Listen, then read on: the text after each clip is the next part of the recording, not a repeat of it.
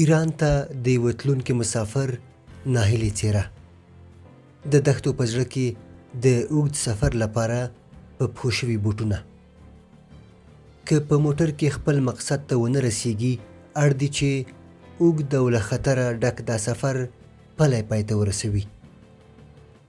دا له ایران سره پر پوله پروت د نیمروز ولایت دی. خلک چې په وطن کې د کار له پیدا کولو ناهیلي شوي او د وروستۍ ټاکنې لپاره یې د بوټونو مزي کش کړي دي. ډلې ډلې په دې چټک ځغلېدونکو موټرو کې د ایران په لور سفر ته چمتو دي. موټر د بار لپاره دی، خو دلته پکې انسانان چینل کېږي، داسې چې د پښو د ښورېدو مجال هم نشته.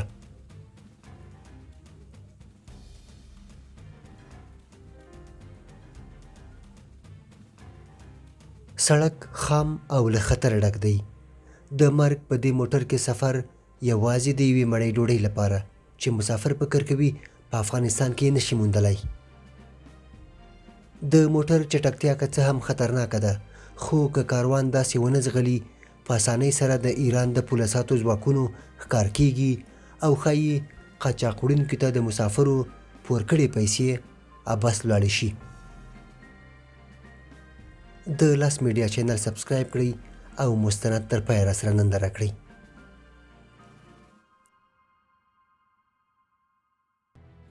د ایران مرز ته څیرمه د افغان ځوانانو یو اوږد کتار. د هغه ملت د له حده وتلي جبر ننداره چې کلونه یې جګړې او ناخوالې تجربه کړي دي. ګڼ تنکي ځوانان پر چټک ځغلېدونکو موټرو کې ناست دي او د ایران له مرز څخه تېرېدو ته انتظار باسي. هغه مرز چې د هیلو او ناامیدیو ترمنځ د ځوانانو د بخت کوربه دی او کلونه د دې اړو مسافرو د قدمونو له غږ سره عادت شوی دی. د لمر تر سوځونکو شعاعو لاندې په بې بوټو او اوبو غرونو او کنډونو کې وړاندې روان دي. په دې هسکو ټیټو لارو مزل، ساه ایستل او ژوندي پاتې کېدل له بخت، تندرست بدن او خوراکي توکو سره تړلي دي. خو هغوی چې دا درې واړه نه لري، یا به بیرته راګرځي او یا به پر نیمه لاره د خپل ژوند پور پرې کوي. په غرونو کې د شته ځناورو خوراک به کېږي او کلونه به یې کورنۍ د بیرته ورګرځېدو انتظار باسي. دا د انساني قاچاق هغه لاره ده چې له پلي تګ پرته هیڅ وسیله پرې مزل نشي کولی.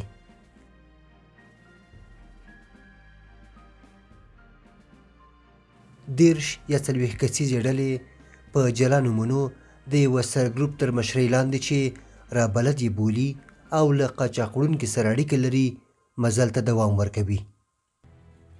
د مسافرو له هر قدم سره تر بوټو لاندې له لمر سوځولو ډبرو غږونه پورته کېږي، داسې لکه ډبرې چې هم د دې مسافرو په ناچارۍ د غم سلګۍ وهي او د مسافرو د زړه ناویلې په فریادونو کې زمزمه کوي.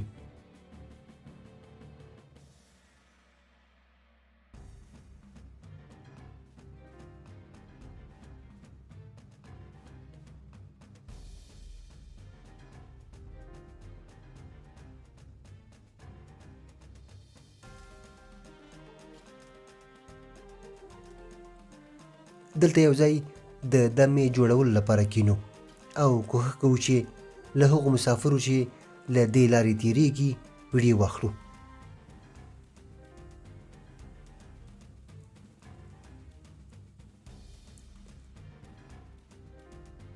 یو مسافر راته وایي چې له ښځو ویډیو وانخلم. هغه مېرمنې چې له سړیو سره اوږه په اوږه دا له ستړو ډکه لاره وهي.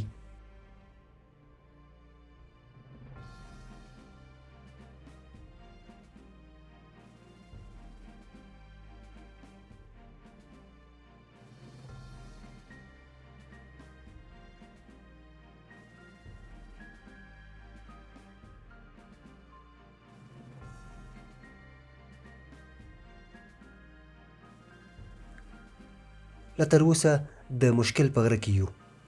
له یو عالم درو، کنډونو او لوړو هسکو وروسته دلته را رسېدلي یو.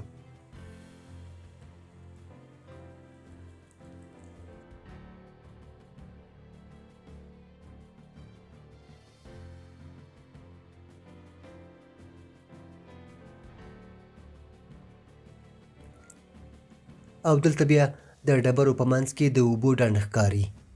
دلته درېږو ځکه دا اوبه د هغو مسافرو لپاره یو ارزښتمنه ډالۍ ده چې په تکونه یې خالي شوي دي.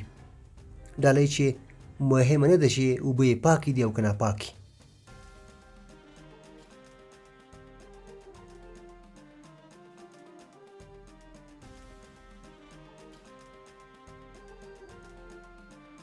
لا هم د مشکل غره په دره کې یو او باید تر ماسپښین پورې خپل پیاده مزل ته دوام ورکړو تر څو دره پای ته ورسوو.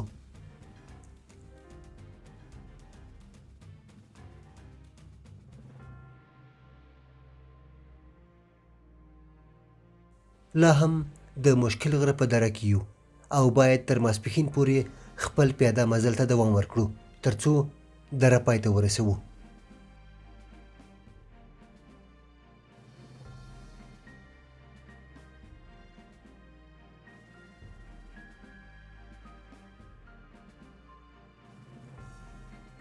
په دره کې د هغو مسافرو نښې بیخي زیاتې دي چې له موږ وړاندې له دې درې څخه تېر شوي. د ښځو ټیکري او د نارینهوو څادرونه چې د بېلابېلو لاملونو له کبله یې غورځولي دي. په خاورو لړلې جرابې، د شلېدلو بوټونو برخې او تر دې ورهاخوا د بېنومه او نښانه جسدونو هډوکي زموږ د دې نارامه نندارې یوه برخه ده چې آن د ځینو خوا ورته ګرځي.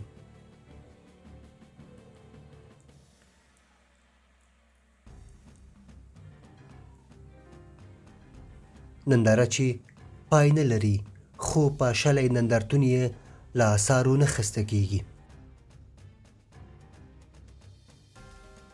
ایران ته پر لاره مو 5مه ورځ ده.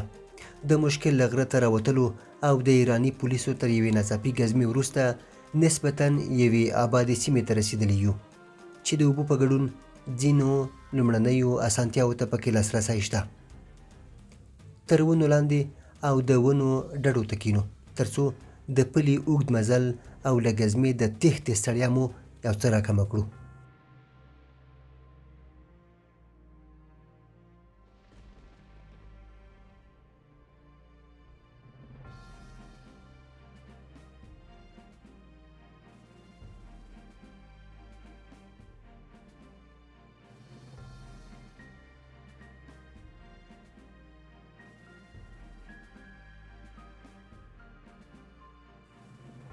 دا تنکی ځوان هم راسره په سفر کې دی او د پښو درد د ګڼو نورو مسافرو ترڅنګ پر ځمکه کېنولی دی.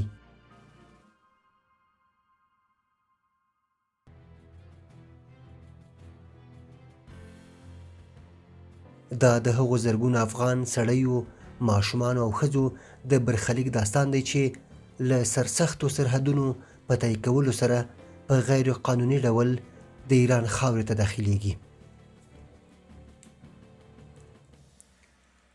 مسافر له هیڅ ډول امنیت او خوندیتوب څخه برخمن نه دي او مرګ او لوږه یې د دې لارې په هره څنډه کې ګواښي. هغوی چې په جیب کې شته پیسې یې د غرنیو غلو له منګولو پاتې دي ډوډۍ او اوبو ته به لاسرسی پیدا کړي، خو هغوی چې پیسې نه دي ورسره پاتې دوه انتخابه لري: یا باید له ځان څخه د ډېرو بدبختو افغانانو جیبونه ولوټي او یا دې له کوم غږ پورته کولو پرته ومري. سلام برسه هر کسی که ویدیو را میبینه. اینجا دیروز منو تازه دوزا گرفت. اینا را 5-6 روز میشه. هزار کدام میگه 5000 دلار 4000 دلار باید بر ما بدی. شب تا صبح کتک میزنم. من دیروز تازه آمدم این بند